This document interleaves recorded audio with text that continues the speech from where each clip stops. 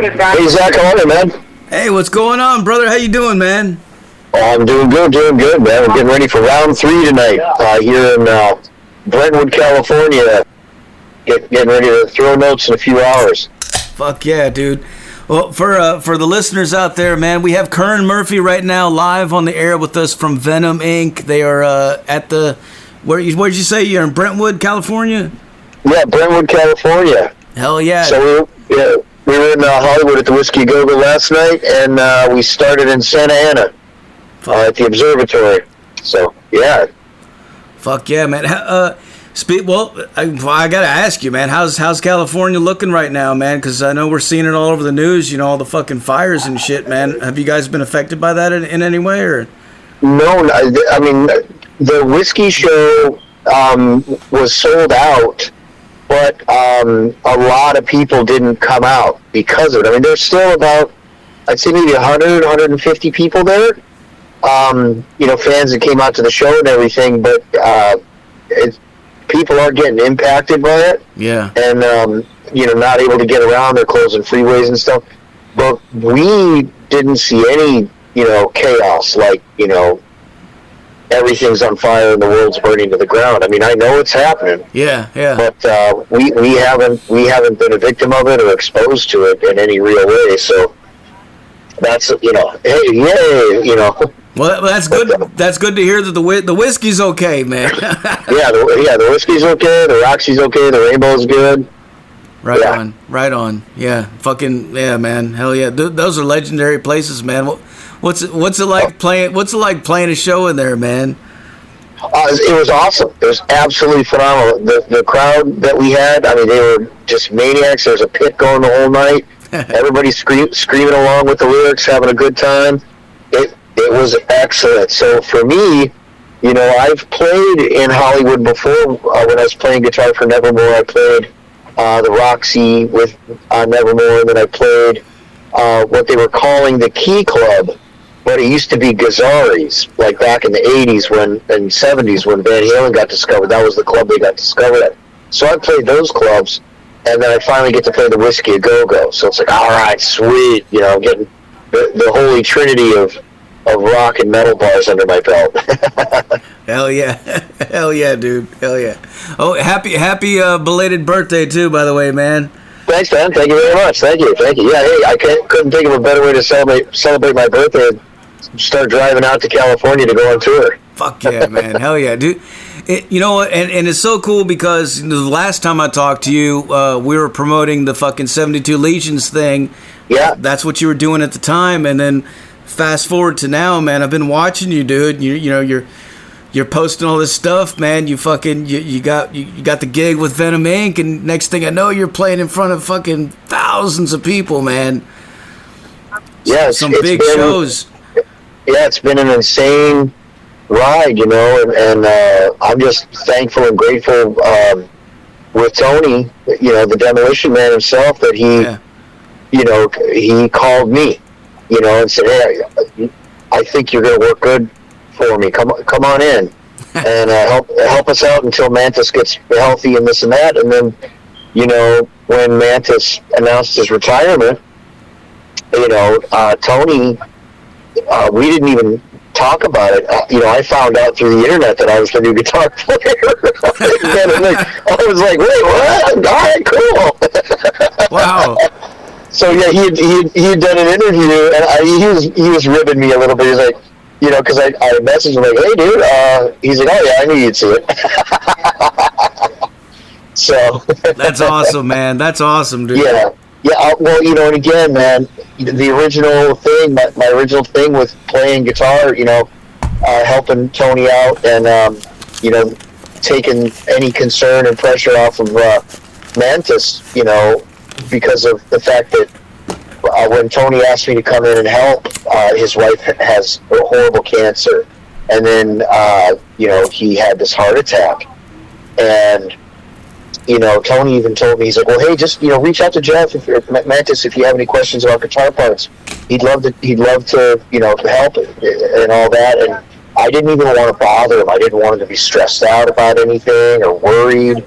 And so it's like now that Jeff has said that, hey, I'm not able to tour. I don't want to tour anymore. My health, and I got to take care of my wife. And he's doing these cool rock and roll songs that he's releasing. And they're really fun, good tunes. And if that's what he wants to do, man, I can't do anything but give him the virtual hug and be happy, be healthy, and be awesome. So again, for Tony to not only offer the opportunity to just to fill in, even if it ended, like, hey, Mantis has decided to come back, thanks, Curran, for your service. Like, all right, cool, man. It's been an amazing adventure, because playing South America, flying to the other side of the earth, and playing in Jakarta, Indonesia, and then going over Europe again, and playing with them, playing Rockstad in Romania and Motoculture in France, and then doing Poland rock, where it's 500,000 people, and it's like, okay, this is fun. Losing 2 inches of beard to the pyro at that show, that was great. hell yeah, dude, man, fucking hell yeah, dude. Well, I mean, dude, Venom is fucking, like, I mean, it doesn't get much more metal than that. So, like, and with Venom Inc, like, what's it like fucking playing these songs, man? Because I know, you're like the rest of us, man. I know you grew up listening to this kind of stuff, man. So what's it like being out there just jamming on these, especially on the classic song? I mean, the new songs are great too. But thanks, man. Yeah, I think they're phenomenal too. I really, really dig what Tony and Mantis have been doing with Venom Inc. Like, Ave Satanas and There's Only Black, which just came out in 2022. I think those albums are fucking great, exciting elevations to, like, leveling up to what, Venom started as, and then as Venom, progressed and got better. And then when, Tony joined Venom back in the, late 80s and mid 90s and did, those records, Temples of Ice, and there's a couple other ones up there. It's The Wastelands, and that Tear You Apart EP. They did stuff with Tony, and like the elevation, the growth of the music, and how Mantis and Tony, expanded on what Venom started off with the classic legacy shit, and not shit, but music, and then doing the, making it Venom Inc. It's still like mind blowing when it's like time to play black metal. It's like, or Sons of Satan, or Heaven's on Fire, or all of these, like we're putting in, some deep cuts from the Venom catalog, from the classics, the legendary albums, and playing stuff that hasn't been played. Tony's told me, he's like, this song's never been played live. This song in 40 years it's never been played live. This song hasn't been played in 20 years. And it's like, well, okay, and Tony really wants the Venom fans to feel included, or not like, well, hey, we're only going to play Venom Inc. stuff. Yeah. Or Venom Inc. is only going to play Venom stuff and just like leech off of that legacy, or something silly like that. And that's not at all in Tony's mind. We come out and play about 50 to 60% of all the new Venom Inc. stuff, and then throw in those classics, Don't Burn the Witch, Welcome to Hell, 1,000 Days in Sodom, and just go nuts. It's great. And I mean, again, it's always a trip playing those classic songs and knowing that the fans that both bands have had for, I mean, Jesus, since what, 1979 did they start? I mean, what, I don't even know when they started. Yeah, but I was 1 year old, man. Yeah, but it's like knowing that I have to play those songs, for these fans. And I always told Tony in the beginning, it's like, look, my mission statement, the fans are going to be disappointed that Mantis isn't there. So my job is to make sure that even though they're disappointed Mantis isn't there, they're not disappointed in the performance of the songs. That I play these as best I can, learn them from the record, go and watch. You know, I poured over hundreds and hundreds of hours of live Venom and Venom Inc. And, you know, how are they playing, you know, well, there's no solo on the record. It's a bunch of dive bombs and reverb delay. But live, you know, Mantis has written a solo now. Well, I got to learn that solo. And I gotta, you know, pay homage, baby, to the gods rock and roll. Yeah, hell yeah, dude. Yeah.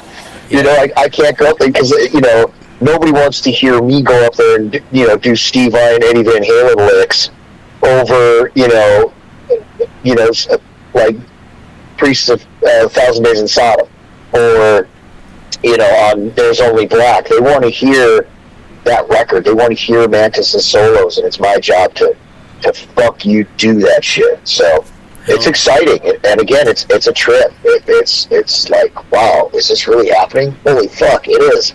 Better do it right, Curran. Well, you're doing it, man. I got faith in you, man. I know you can do it. But you know, thanks, man.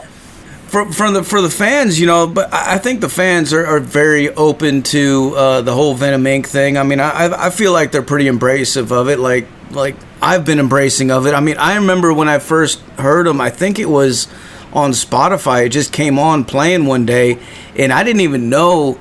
Like, I looked at the thing, and I was like, oh, they added an ink to the name. Like, I didn't even really, you know, I had to go look it up later on to figure out that, oh, okay, it's two different bands, but I didn't even really know.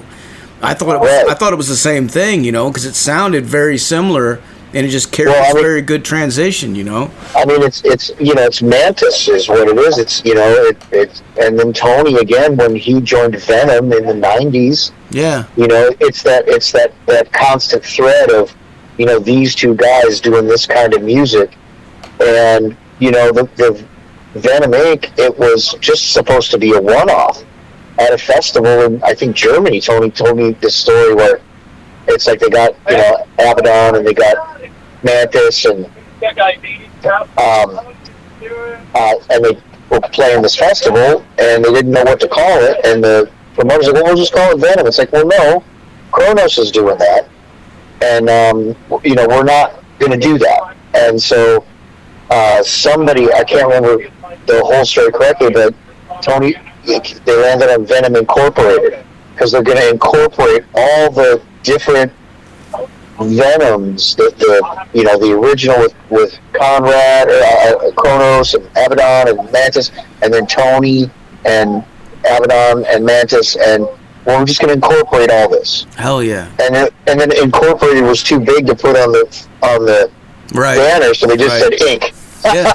You know, and so that's how it became Venom Inc. And so, you know, instead of ignoring that legacy that both those guys were involved in, you know, they're embracing it. They're incorporating it into the future of what they're doing. So they're you know, and it's Venom Inc. You know, and Tony has been responsible for the band from the very beginning. You know, getting Mantis to come in and do it, getting Abaddon to come in and do it, and, you know, then Abaddon left of his own accord, and they had to get another drummer, and, you know, now we've got Jackson in the band and playing drums, and then, you know, Mantis retiring, you know, just right place, right time, and right person. You know, Tony tells me, he's like, yep, you're the right guy for it, Curran. You're the right guy. You fit in perfect. You yank.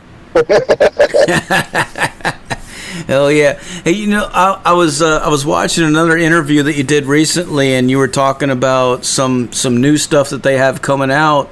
I think you mentioned some live EPs and a bunch of different stuff. Can you go into that?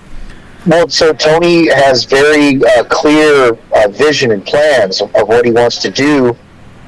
You know, now moving forward, the lineup for him is solidified with, you know, bringing me in as the permanent guitar player, and you know, having Jackson back on the drums. So he's been recording. We've been live recording every show. Even my very first show in Jakarta, he live recorded it. And so South America, and then all the festivals, we've got all these live recordings. We're recording the entire U.S. tour.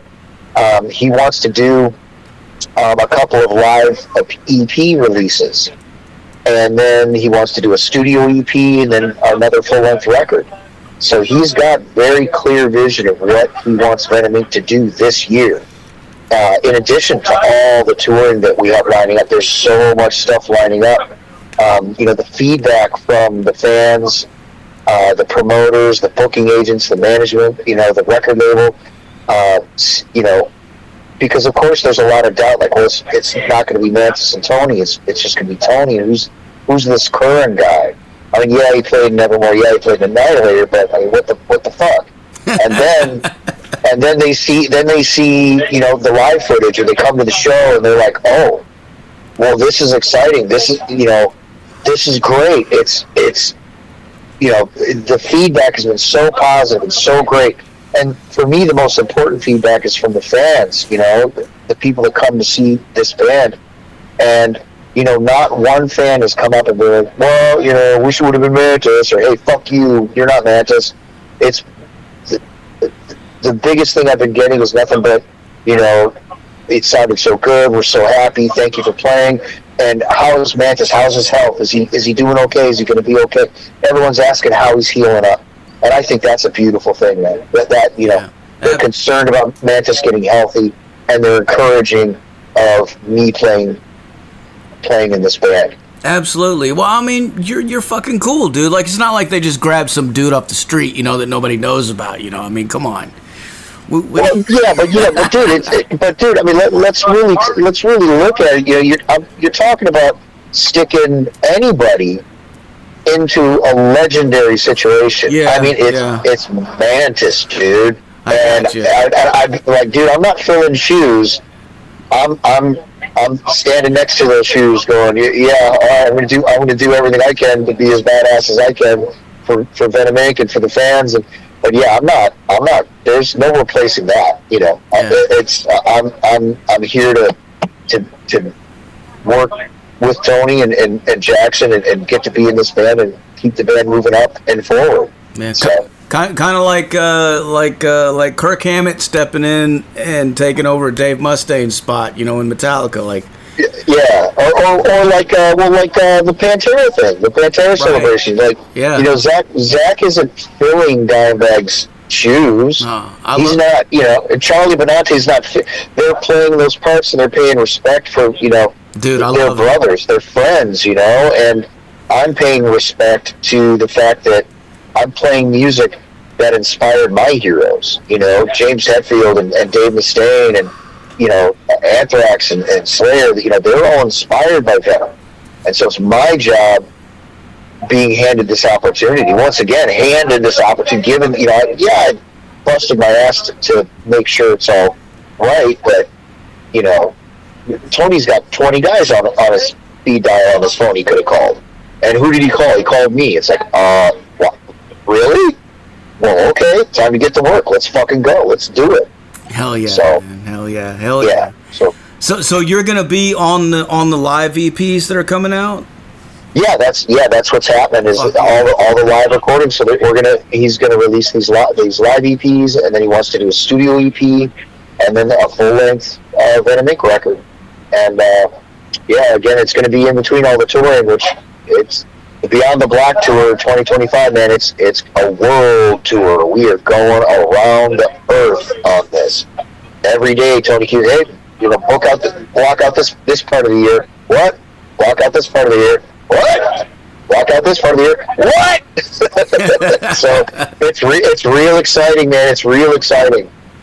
Well, so I guess, needless to say, 72 Legions is going to be put on the back burner for a minute, right? Yeah, we're putting it on ice. So Colton, the drummer for 72 Legions, he's gotten some great opportunities to go out and tour. Hired as a drummer for a couple of really good bands. He's, going to San Francisco to play a show. Then he's going to Europe for a couple of weeks. He did a couple US tours and stuff, playing for some bands. So he's gotten some great opportunities. And then Dan is still doing his thing and writing music, and he posts new songs almost every day on Instagram and whatnot. And I'm sorry. Oh yeah, I'm just doing an interview, Tony. Sorry, I'll be out in a minute. Sorry. So the guys from Forbidden just showed up. here on the tour bus. So, but hell yeah, man. Yeah. Well, dude, it sounds awesome, man. I can't wait to hear what you guys put out next, man. Yeah, I'm super excited, man. I'm super excited. And the tour right now, we're only 3 days in, but it's been great. The vibe with everybody is awesome. Our sound engineer is incredible. Our merch person is top notch, and we're just having a blast. We're having an absolute blast. Well, I'll tell you, man, as somebody like I'm a huge fan of live records. I love live records. Like that's like my thing, man. I've always been a big fan of live records. So when I heard you mention that in that other interview about putting out live EPs, man, I was like, oh yes, dude, finally, man. Because I don't know, man, like just hearing the new songs and some of the classic songs in the newer, like in the production, the way that it sounds on stage live, it brings a new life to it, because some of those, those early records, man, they were recorded a long time ago in very primitive style, and they're great, but it's cool hearing what they sound like live, man, with full blast, man. Yeah, I agree. I couldn't agree more. Hell yeah. All right, well, I guess I'm about out of questions for you, man. Is there anything? All right, man. Anything else you want to let the people know? Just for all the fans out there, all the people listening to your show, dude. The Beyond the Black tour, we're out for another 7 or 8 weeks here in the U.S. Come out to the show. You will not be disappointed. We're having an absolute blast, and we'd love to meet you and throw notes at you and get wild. So, we're on the Facebook and Instagram with all that stuff. The tour dates are up everywhere. I'd love for people to come out and have a great time with us. I think next week in Colorado, you guys are playing with my buds in Torn From Existence, man. Awesome. Yeah, definitely tell them I said hello, man. All right, man. Absolutely. Yeah, tell them to make sure to come up and introduce themselves too. I will, dude. I will. Because like at sound check and loading, I get in this zone where like I see nothing. Yeah. So I don't want anyone to think I'm being rude or being some kind of rap star asshole or some shit. Yeah. I know they're super excited about it, man. I keep seeing them talk about it. But yeah, awesome. I know you're busy. I know you got to get ready for your show, man. But before I let you go, let me get you to make us a station tag real quick. Yeah, what do you need me to say? Say this is Curran Murphy from Venom Inc. and you're listening to Metal Devastation Radio. Hey, this is Curran Murphy from Venom Inc. and you are listening to Metal Devastation Radio. Turn it up! Fuck yeah, man. All right, man. Have a great show tonight, dude. Fucking knock some heads, man. Thanks, man. All right, good talking to you, Zach. All right, dude. Cheers. All right, peace. Later. There you have it, folks.